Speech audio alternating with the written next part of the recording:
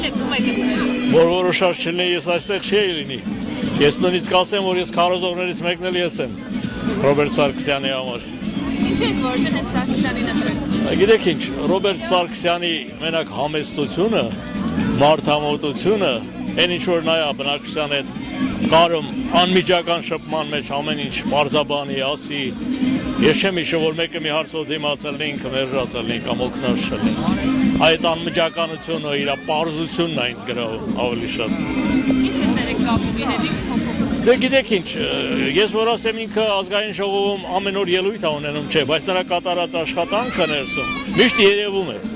Բոլոր օրենքների մեջ, բոլոր տեղ ազգանապաստ գործ է անում նա։ Մանավանդ իր ընտրողների համար։ Մենք շատ մեծ հույսեր ունենք, որ Ռոբերտ Սարգսյանին ընտրելով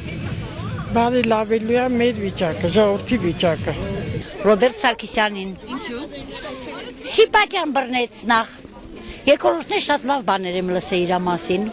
իրոք, որ ինքը լավ անձնավորություն է, լավ աշխատող է, ստեղծող է։